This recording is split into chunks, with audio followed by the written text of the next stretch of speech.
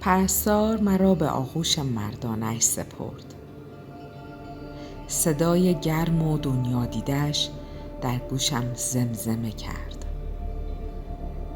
تو مسئولی. تو لبیک گفته ای.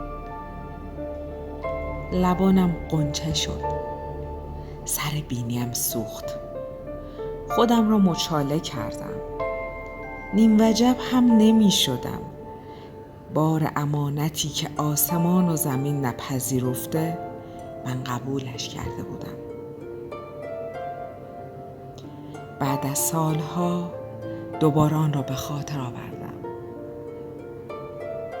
چشمانم سوخت.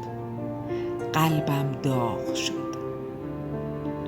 انتخاب کردم که پر زندگی کنم، که من مسئولیت را پذیرفته بودم.